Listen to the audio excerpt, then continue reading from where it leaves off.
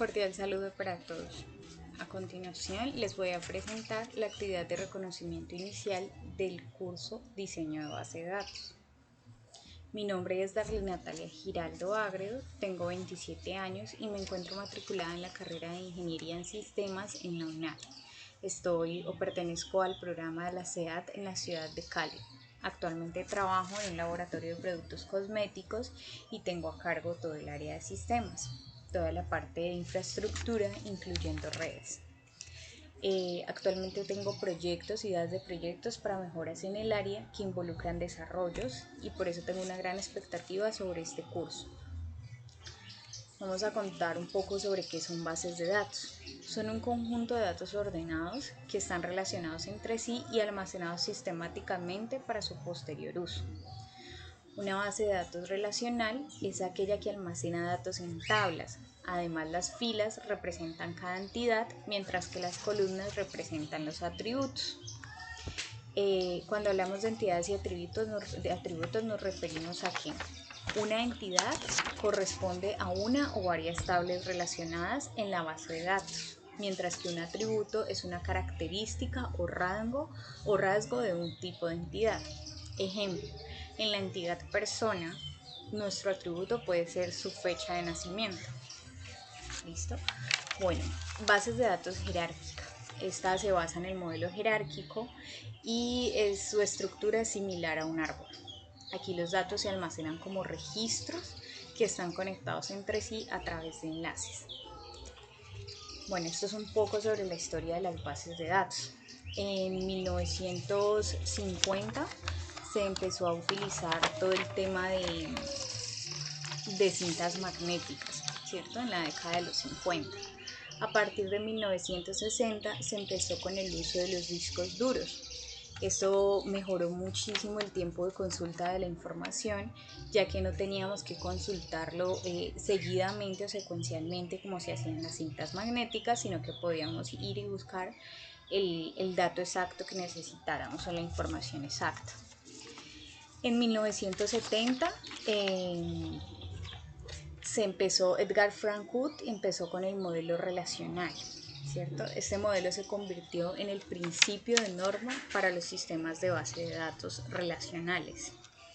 En 1976, Peter Chen propone un modelo de base de datos llamado entidad-relación, ER. Este modelo se enfocaba en centrarse en los datos en lugar de la estructura de la tabla. Ya en 1980 se da origen al lenguaje SQL, que es un lenguaje de consulta estructurado. Su nivel de programación era muy sencillo y su nivel de programación era relativamente bajo. Aquí es donde se marca el comienzo de las bases de datos orientadas a objetos, el cual permitía consultar la base de datos, recuperar información de él y a la vez hacer cambios sin que otros datos se vieran afectados. Ya en 1990 nace el World Wide Web, WWW, que a través de este software se facilita la consulta de base de datos. En el 2008, en 1990 también se lanzó todo el tema de Microsoft al mercado, Excel y Access, que son también motores de base de datos. En el 2008 nace MySQL, que es una combinación estándar del SQL con la accesibilidad que proporciona el Internet y se desarrolla MySQL. Ya a partir del 2010 se implementa lo que son bases de datos XML, que forman un conjunto de bases de datos utilizando el lenguaje XML, que es un lenguaje abierto, legible para humanos y máquinas. Bueno, en la actualidad existen gran cantidad de alternativas en línea que permiten hacer búsquedas orientadas a las necesidades específicas de cada usuario. Una de las tendencias más amplias son las bases de datos que cumplan con el protocolo Open Archives Initiator.